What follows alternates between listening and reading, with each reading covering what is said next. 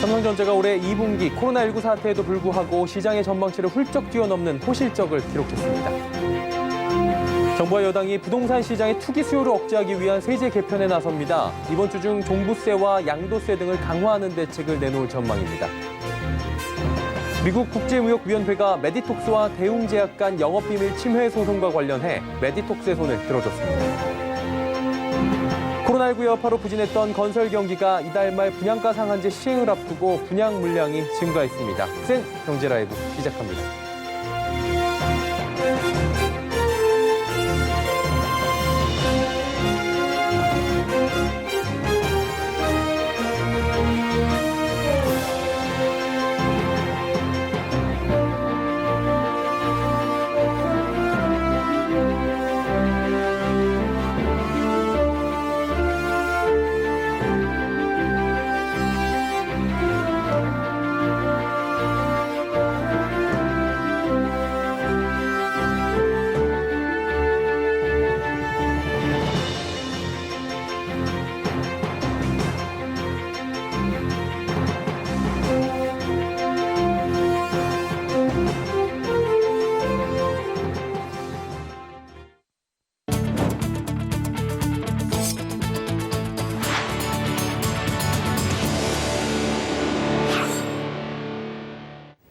시청자 여러분 안녕하십니까? 센 경제라이브 서정덕입니다.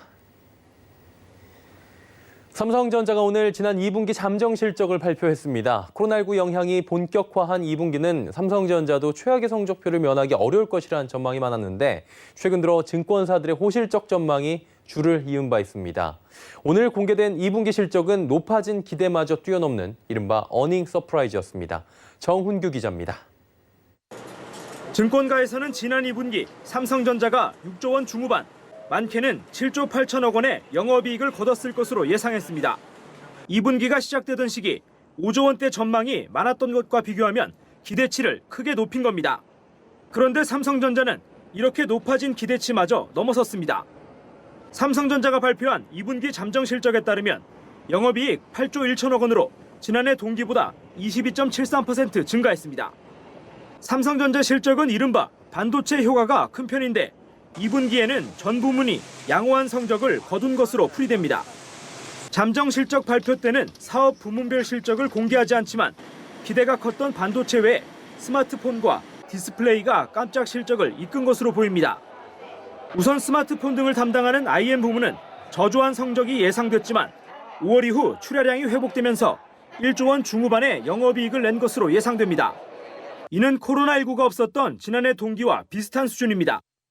1분기에 이어 적자가 예고됐던 디스플레이 부문은 일회성 이익 약 9천억 원이 반영되며 흑자 전환했을 것으로 분석됩니다. TV, 생활가전 등 CE 부문 역시 북미와 유럽 지역 수요가 우려보다 탄탄했고 건조기와 의류관리기 등 신가전, 대형 TV가 선전하며 6천억 원 이상의 영업이익을 거둔 것으로 추정됩니다. 실적 효자인 반도체 부문의 2분기 영업이익은 적어도 5조 원대로 2018년 4분기 이후 가장 높은 수준을 기록했을 것으로 보입니다. 서버용 반도체 수요 증가 등 코로나 특수와 가격 상승에 힘입어 반도체 부문의 영업이익이 6조 원 이상일 것이란 관측도 나옵니다. 한편 오늘 삼성전자의 주가는 전날보다 1,600원 내린 53,400원에 마감하며 깜짝 실적 소식에도 오히려 뒷걸음했습니다. 모든 예상을 뛰어넘는 실적을 내놨지만 이미 7조 원 후반대 전망이 나오는 등 호실적에 대한 기대가 선 반영됐기 때문으로 풀이됩니다. 서울경제TV 정훈규입니다. 정부와 여당이 부동산 시장 과열을 잠재울 추가 대책을 마련 중입니다. 강병원 더불어민주당 의원은 부동산 단기 매매를 통해 취하는 불로소득에 대해 양도세를 부과하는 소득세법 일부 개정안을 대표 발의했는데요. 이어 공급 확대 등 여타 대책도 1, 2주의 기간을 두고 추가로 나올 예정입니다. 지혜진 기자가 전해드립니다. 정부와 여당이 부동산 시장의 투기 수요를 억제하기 위한 세제 개편에 나섭니다. 정부는 이번 주 중 종부세, 양도세 등을 강화하는 대책을 내놓을 전망입니다. 여당은 1, 2년 사이에 차익을 노려 불로소득을 취하는 단기 투기 수요를 억제하기 위해 양도소득세 부담을 늘리는 법안을 내놨습니다. 강병원 더불어민주당 의원은 소득세법 일부 개정안을 대표 발의했습니다. 개정안에는 주택 보유 기간이 1년 미만일 경우 80%의 양도소득세율을 거두자는 내용이 포함되어 있습니다. 1년 이상, 2년 미만 보유한 사람은 70%의 세율이 적용됩니다. 개정안에는 분양권 거래에 대한 내용도 담겼습니다. 조정 대상 지역 안에서 분양권을 거래할 경우 현행 50%인 양도세를 80%로 올리자는 겁니다. 이 외에도 다주택자 및 미등기 양도자산의 세율을 강화하는 내용을 담았습니다. 여기에 1, 2주 정도 시차를 두고 문재인 대통령이 직접 주문한 공급 대책들이 추가로 나올 전망입니다. 청년이나 신혼부부 등 생애 최초 구입자의 세금 부담을 완화하는 대책이 거론됩니다. 최근 논란이 되는 규제 지역 내 아파트 수분양자에 대한 대출 규제 보완책도 마련될 전망입니다. 어제 홍남기 부총리가 보완책을 검토 중이라고 밝힌 데다가 은성수 금융위원장 또한 오늘 6.17 대책에 피해를 호소하는 수요자들의 억울함이 없도록 할 것이라고 밝혔기 때문입니다. 서울경제TV 지혜진입니다. 세금이 지난해보다 덜 거치고 긴급재난지원금 등으로 재정 지출은 늘며 나라 살림 적자가 역대 최대인 78조 원에 육박한 것으로 나타납니다. 기획재정부의 월간 재정 동향 7월호에 따르면 올해 1월부터 5월 총수입은 작년 같은 기간보다 17조 7천억 원이 줄어들었고 총 지출은 24조 5천억 원이 늘어 수지 적자 폭이 커진 겁니다. 올해 5월까지 총수입은 198조 2천억 원으로 작년보다 17조 7천억 원이 감소했는데 이는 국세 수입이 크게 줄어들었기 때문입니다. 1월부터 5월 사이 국세 수입은 118조 2천억 원으로 작년보다 21조 3천억 원 감소했습니다. 통합재정 수지 적자는 61조 3천억 원으로 늘어났고 정부의 실질적 재정 상태를 보여주는 관리재정 수지는 77조 9천억 원 적자로 역대 최대치를 기록했습니다. 올해 관리재정 수지 적자는 누계 기준으로 1월에 1조 7천억 원, 2월 30조 9천억 원, 3월 55조 3천억 원, 4월엔 56조 6천억 원, 5월엔 77조 9천억 원으로 매달 역대 최대를 찍고 있습니다. 올해 4월 코로나19 영향으로 1년 만에 적자를 기록했던 경상수지가 2월엔 다시 흑자로 돌아섰습니다. 다만 작년 같은 기간의 절반 수준에 그쳤습니다. 한국은행이 오늘 발표한 국제수지 잠정 통계에 따르면 5월 경상수지는 22억 9천만 달러의 흑자를 기록했습니다. 4월 33억 3천만 달러 적자에서 한 달 만에 흑자 전환에 성공했지만 흑자 규모는 작년 같은 때의 반토막 수준입니다. 봉쇄 일부 해제에 상품 수출입 차이인 상품 수지가 4월보단 개선됐습니다. 상품 수지 흑자가 25억 달러로 4월 흑자 규모보다 늘어났습니다. 작년 5월과 비교하면 흑자폭은 30억 달러 축소된 겁니다. 한국은행은 애초 예상한 올해 경상수지 전망치 570억 달러를 달성할 수 있을 것으로 내다봤습니다. 올해 5월까지 경상수지 흑자는 122억 9천만 달러입니다. 미국 국제무역위원회가 메디톡스와 대웅제약 간 영업비밀 침해 소송과 관련해 메디톡스의 손을 들어줬습니다. 이는 당장 구속력은 없는 예비 판결로 오는 11월 ITC가 최종 결정을 내리고 이후 대통령의 승인 또는 거부권 행사를 통해 최종 확정됩니다. 두 회사는 이른바 보톡스로 불리는 보톨리늄 톡신 제제의 원료인 보톨리늄 균주 출처를 두고 갈등을 벌이고 있습니다. 대웅제약은 이번 예비 판결로 나보타의 미국 사업이 차질을 빚을 수밖에 없게 됐습니다. 오는 11월 최종 판결에서 결과가 뒤집힐 수도 있지만 수입 금지 권고가 나온 만큼 기존과 같은 영업 활동은 불가할 전망입니다. 이 같은 소식에 오늘 메디톡스는 상한가를 기록했고 대웅제약은 전거래일보다 17.23% 하락하며 희비가 엇갈렸습니다. 코로나19 여파로 부진했던 건설 경기가 이달 말 분양가 상한제 시행을 앞두고 분양 물량이 늘며 되살아나고 있는 모습입니다.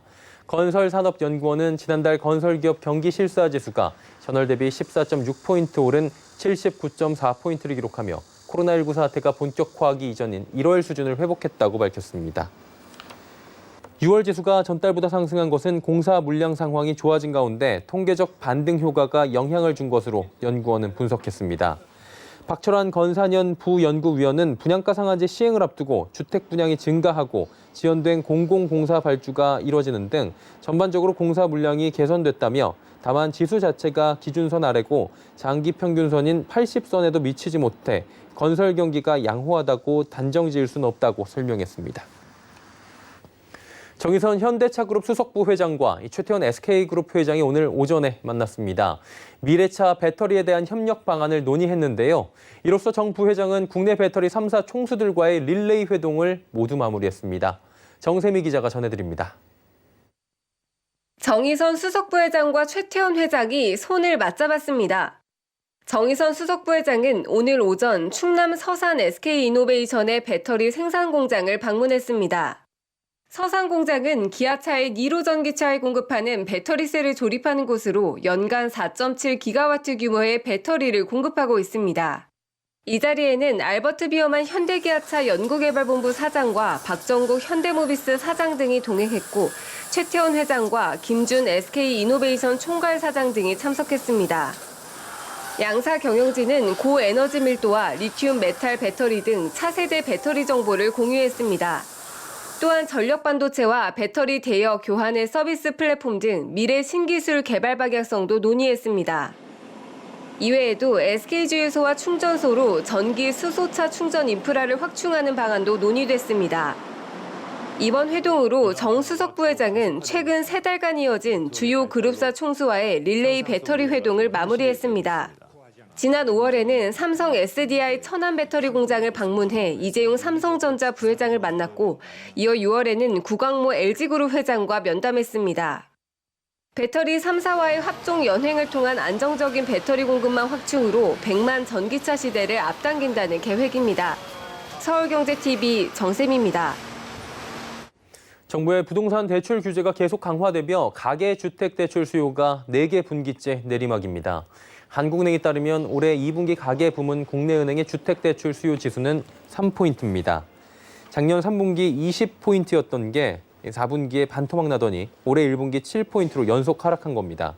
한국은행 측은 대출 수요자 입장에선 정부 규제와 자신의 처지를 고려해 대출 조건에 해당이 안 될 것을 알고 주택대출 문의를 하지 않았을 것이라 설명했습니다. 반면 다른 길을 찾으려는 사람들이 늘며 일반 대출 수요는 15년 만에 최대치로 늘어났습니다. 실제 올 2분기 가계부문 국내은행의 일반 대출 수요 지수는 23포인트로 2005년 2분기 이후 가장 높았습니다. 2분기 수치는 1분기가 끝난 3월 말께 조사한 결과이기 때문에 실적치가 아닌 전망치입니다. 내년도 최저임금에 대한 노사의 의견이 좀처럼 좁혀지지 않고 있는데요. 중소기업계는 오늘 기자회견을 열고 기업의 생존을 위해 내년도 최저임금의 동결이 필요하다고 호소했습니다. 서청석 기자입니다.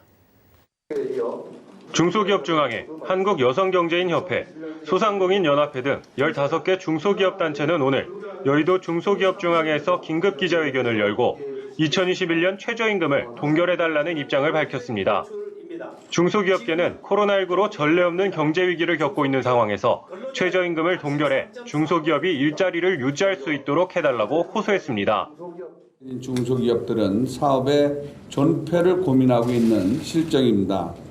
금년 5월 사업체 종사자 수가 작년 5월 대비 31만 1천 명이나 감소하는 상황에서 근로자들이 최저임금 인상으로 자칫 일자리를 잃을까 불안해하고 있습니다.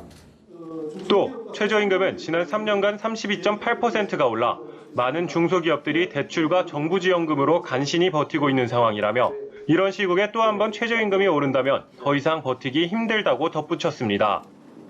올해 최저임금에서 주휴수당을 포함하면 월 180만 원가량이지만 실제 경영자는 4대 보험, 퇴직중단금 등 법정 비용을 고려하면 223만 원에 달해 부담이 크다는 설명입니다. 중소기업계는 자체 조사 결과 중소기업 근로자들 역시 절반이 넘는 약 57%가 최저임금 동결에 공감하고 있다며 현재 가장 중요한 건 고용 유지라고 설명했습니다. 앞서 박준식 최저임금위원회 위원장은 내년도 최저임금 심의기한을 오는 13일로 제시했는데 노사 간 의견 차이가 좁혀질 수 있을지 주목됩니다. 서울경제TV 서청석입니다. 오프라인 캠퍼스가 없는 대학 미네르바 스쿨이 미래대학으로 전 세계에서 주목받고 있죠. 최근 글로벌 사이버 대학이 한국형 미네르바 대학 선포식을 갖고 21세기형 대학 교육 선도에 나섰습니다. 20여 년의 사이버 교육 노하우를 기반으로 새로운 대학 교육 흐름을 주도할 글로벌 사이버 대학을 이소연 기자가 다녀왔습니다. 코로나19 확산으로 언택트가 주목받고 있는 가운데 새로운 대학 교육 형태 또한 주목받고 있습니다. 오프라인 캠퍼스가 없는 미네르바 스쿨이 대표적입니다. 벤넬슨이 만든 온라인 대학 미네르바 스쿨은 전 세계를 돌며 실무 경험을 쌓게 하는 능동적 교육을 실천하는 대학으로 개교 이래 미국 명문대 못지않은 인기를 얻고 있습니다. 새로워진 대학 교육 흐름. 이 같은 흐름에 맞춰 최근 글로벌 사이버 대학은 국내 최초로 K 미네르바 대학 선포식을 갖고 21세기형 대학 교육 선도에 나섰습니다. K-미네르바 대학은 한류를 통해 한국 문화에 관심을 갖는 전 세계 젊은이들을 대상으로 한류 문화와 뇌교육 중심의 커리큘럼을 제공할 계획입니다. 글로벌 사이버 대학은 또한 선포식에 앞서 급변하는 교육 환경에 대응하기 위해 차세대 ICT위원회와 특성화 추진위원회 등을 출범시킨 바 있습니다. 기본적으로 미네르바 대학이 가지고 있는 장점들을 반영하면서 한국적인 특징들을 좀 더 살릴 수 있는 그런 교육이라고 볼 수 있는데요. 미네르바 스쿨 모델과 20년 역사를 가진 한국 사이버 대학 노하우 결합을 바탕으로 21세기 한국이 주목받는 한류 문화 및 내교육 자산을 갖춘 글로벌 사이버 대학교가 한국형 미래 혁신 교육 모델인 K-미네르바를 선도해 가고자. 글로벌 사이버 대학은 뉴질랜드와 일본 등 해외 학습관, 국제 공동 연구 등을 통해 글로벌화를 중점 추진할 계획입니다. 서울경제TV 이소연입니다.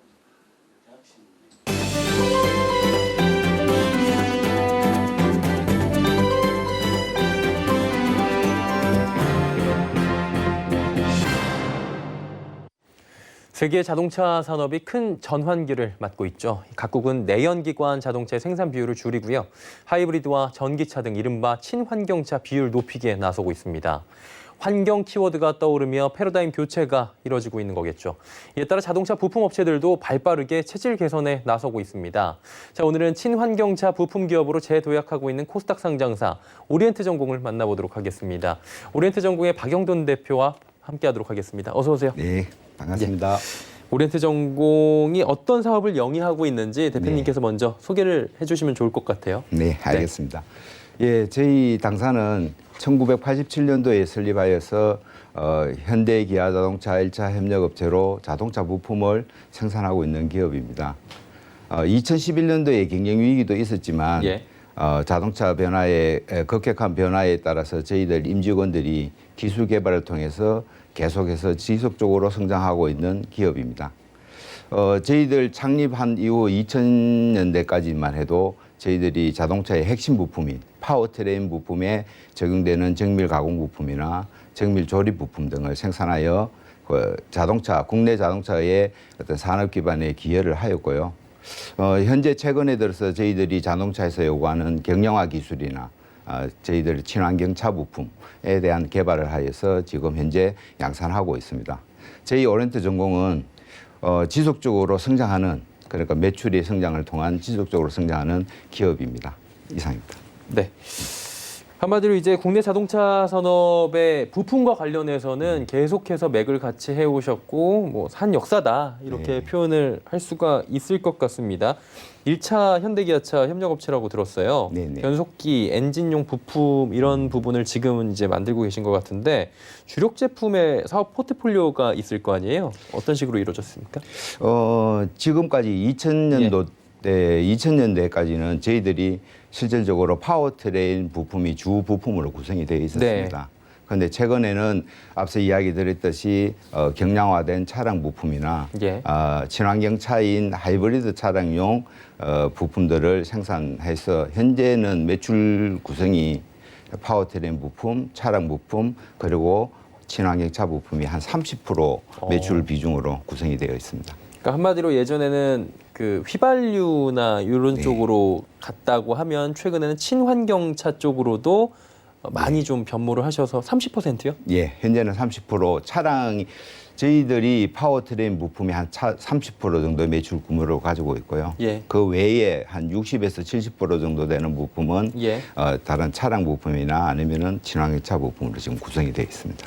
이게 최근 트렌드에 맞춰가고 계시다라는 생각이 드는 게 최근에 보면은 뭐 하이브리드, 전기차, 수소차까지 각국에서 굉장히 발빠르게 움직이고 있잖아요. 부품 업체들도 뭐 당연히 발맞춰 가야 될 것 같은데 생존 전략이 대표님도 있으실 것 같아요. 네, 저희들 당사에서도 사실은 2011년도 경영 위기 이후에 저희들이 생산 품목을 다변화해 가지고 미래 기업으로 생존하기 위해서 많은 노력을 해왔습니다. 그중에 특히 저희들이 차량에서 요구하고 있는 경량화 부품입니다. 완성차 입장에서 보면은 연비 개선이 전 국가에서 지금 배기 규제나 연비 규제에 대한 그런 부분들이 워낙 강화가 되고 있기 때문에 경량화된 차량 기술들을 접목시킨 부품들에 대해서 확대가 적용되고 있고요. 예. 저희들도 2017년도에 경량화 기술인 고진공 다이캐스팅 공법을 개발해서 지금 차량에 기여를 하고 있습니다. 그리고 예, 말씀해 네, 예. 그리고 저희들은 이 친환경 차량하면 세 가지 차를 대표할 수 있는데요. 예. 전기차, 하이브리드 차, 그리고 수소 전지 연료차 그렇게 구성이 되어 있습니다. 그중에 저희들은 하이브리드 차량에 대해서 적용되고 있는 정밀 가공 부품을 2018년도에 예. 저희들이 개발해서 지금 현재 양산을 하고 있고요. 예. 저희들 매출의 어떤 확대 정도를 보면은 지금 현재 경량화된 차량 부품이나 그 하이브리드 부품이 지속적으로 지금 성장을 하고 있습니다. 아마 올해가 한 30%씩 되어 있지만 예. 지속적으로 파워트림의 매출 비중은 줄어들 것이고 그 차량과 친환경차 부품이 개선될 것 같습니다. 궁금한 게 이제 친환경주인데 자율주행 관련해서도 네. 최근에 화두잖아요. 네. 그쪽으로도 포트폴리오나 계획이나 이런 부분이 있습니까? 사실은 저희들이 지금 현재 단계까지는 예. 지금 개발 완료했는 부품이 방금 이야기 드렸던 경량화 차량 부품이나 하이브리드 차량용 부품을 개발해 왔고요.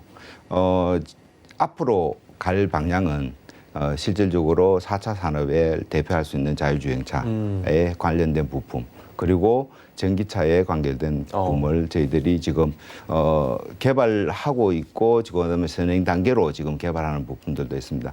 그 예를 들면은 4차 산업 부품, 4차 산업을 대표할 수 있는 그 자율주행차에 필수적으로 탑재되는 부품이 있습니다. 예. 그것이 바로 자동화 변속 장치입니다. 그게 영어로 SBW라고 하는데 Shift by Wire라고 하는 부품이 있고요. 예. 그런 경우에는 저희들이 지금 현재는 고가의 일부 차량에 대해서만 지금 해외에서 수입을 해서 현대차가 탑재를 하고 있는데 저희들이 그 다른 협력업체와 지금 국산화 개발을 진행하고 있습니다. 그래서 이 국산화를 통해서 이 차는 앞으로 향후의 미래에는 전 차종에 확대 적용될 것으로 기대되기 때문에 저희들도 상당히 기대를 하고 있는 상태입니다. 한마디로 현재에도 네. 계속해서 포트폴리오를 다각화를 했지만 미래에도 네. 맞춰서 지금 가고 계시다라고 네. 저희가 이해할 수가 있을 것 같고요. 조금 전에 이제 자율주행 나왔으니까 얼마 전에 모비스 쪽에서도 뭐 네. 플라잉카 얘기도 나왔고 드론 얘기도 지금 나오고 있잖아요. 미래차 네. 시대가 본격화되고 있는데 네. 그러다 보니까 세상이 생각보다 빨리 변한다 이런 생각을 대표님이 더 빨리 하실 것 같아요. 네. 선제적으로도 대응이 좀 필요할 것 같은데 어떤 대응 방안이 좀 나올까요? 글로벌 완성차의 기술 예. 로드맵을 보면은 향후에는 많은 부품들이 아마 알루미늄이나 플라스틱으로 대체될 것 같습니다. 예.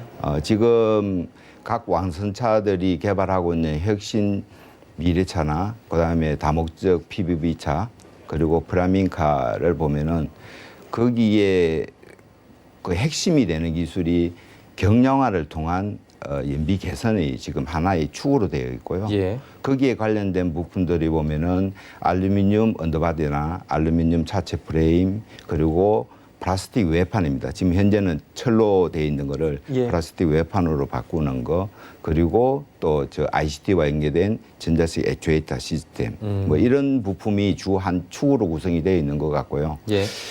저희들은 사실 그 오렌트 전공이 갖고 지고 있는 경량화 기술은 현재까지는 고진공 다이캐스팅의 어떤 차량 부품에 대한 기술을 가지고 있는 상태고 네. 지금 앞으로 미래에 적용될 수 있는 알루미늄 박판이나 그다음에 뭐 프레임 같은 아주 강한 현재의 어떤 것보다 더 강한 걸 요구를 하겠죠. 예. 그런 부품에 대한 기술은 아직 미보유된 상태고요.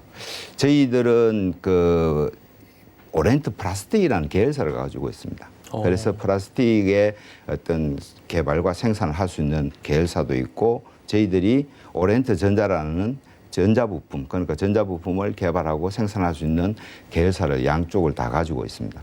그러다 보니까 그 플라스틱 외판이 향후에는 미래차에 거의 많이 적용될 거로 예상되고 있고요. 그런데 거기에 따라서 미래의 차에 적용되는 플라스틱은 현재에 가지고 있는 플라스틱이 아니라 더 강하고 변형이 생기지 않고 철판을 외판을 대변해야 되니까요. 그런 쪽 부품 그리고 이 고객들 사는 고객들이 칼라에 대한 그게 있습니다. 그러니까 칼라에 고객을 칼라에 매칭시킬 수 있는 이런 생산 제조 기술들은 아직은 저희들이 보유를 못 하고 있습니다.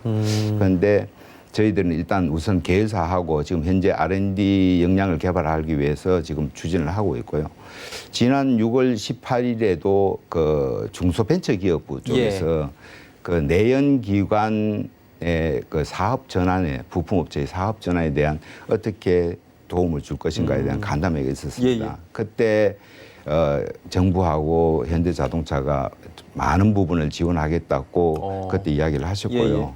저희들도 기존에 지금 현재 갖고 있는 저희들이 기존의 사업 말고도 방금 이야기했던 어떤 플라스틱 외판이나 알루미늄 프레임 같은 그런 부분에 대한 사업 추가에 대해서는 많은 기회가 주어질 것 같습니다. 일단은 수직 계열화도 돼 있고 R&D를 지금 그리고 갈 방향도 명확하기 때문에 앞으로가 더 기대가 된다라고 생각이 들어요.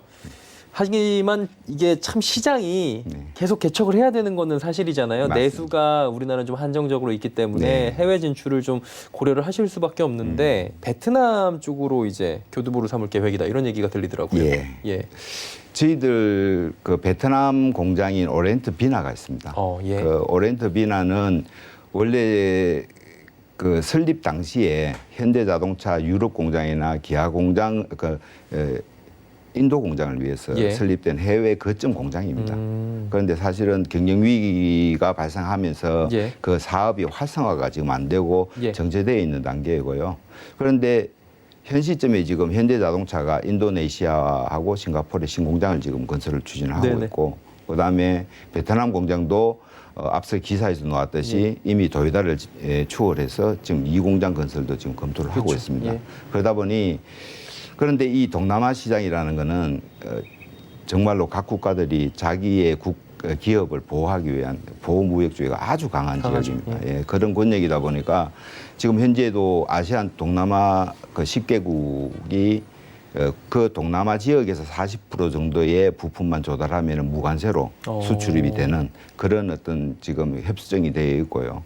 그리고 각 국가들이 관세 장벽이나 비관세 장벽이 아주 높은 지역입니다. 그래서 현대자동차도 그 동남아 시장에서 경쟁력을 갖추기 위해서는 필수적으로 현지화라는 그 어쩔 수 없네요. 요건을 맞추시게 되고요. 그러다 보니 저희들 오리엔트 비나도 그 현지화 대상 업체로 지금 선정돼서 현지화를 추진을 하고 있습니다. 그래서 저희들은 우선은 오리엔트 비나를 일단 현대의 동남아 시장의 현지화를 좀 통해서 진행을 하는데 기존에 있는 저희들이 하고 있는 수동 변속기 부품만 생산하고 있습니다. 그런데 여기에서 탈발꿈에서 다른 품목으로도 전부 다 사업을 좀 확정을 할 거고요. 그거를 기반으로 해서 현대기아의 유럽 공장이나 인도 공장도 확대할 품목을 다변화시키는 쪽으로 그렇게 진행할 예정입니다. 오늘 이야기를 듣다 보니까 참 시간이 좀 촉박하다라는 생각이 들어서 이 부분을 조금 묶어서 여쭤봐도 될 것 같아요. 재무 구조가 조금 우려가 있는 상황인데 이 부분을 어떻게 개선을 하겠다 등의 앞으로의 이제 포부, 목표 같은 부분을 마지막으로 한 말씀 좀 짧게 부탁드립니다. 알겠습니다. 저희들 사실은 그 2011년도 경쟁 위기가 발생하면서 생산 품목을 다변화해서 미래 기업의 존속을 위해서 많은 투자를 하였습니다. 그 부분이 바로 차량 부품과 그 친환경차 부품으로 지금 투자를 하였고요. 그러다 보니 그 투자가 과도하다 보니 현재 지금 적자 상태로 지금 몇 년간 좀 지속이 되어 왔습니다. 그런데 현 시점에서 보면은 거의 투자가 지금 완료 단계에 있고요. 그리고 저희들이 그 전 임직원들이 생산성 향상이나 원가 절감 활동을 꾸준히 추진을 해왔는데 그 실적들이 최근에 지금 발생을 하고 있습니다.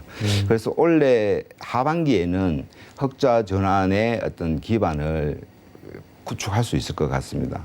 그리고 이걸 기반으로 해서 내년도에 앞서 이야기했던 오리엔트 비나를 글로벌 허브와 기지로 구축해서 저희들이 손익 개선을 만들 수 있기 때문에 내년도에는 천억 매출에 3% 흑자 전환을 목표로 최선을 다하겠습니다. 알겠습니다. 축적된 노하우, 끊임없는 기술 개발을 통해 지속 가능한 성장을 목표로 달려가고 있는 오리엔트 전공의 박영동 대표와 오늘 이야기 나눠봤습니다. 고맙습니다. 감사합니다.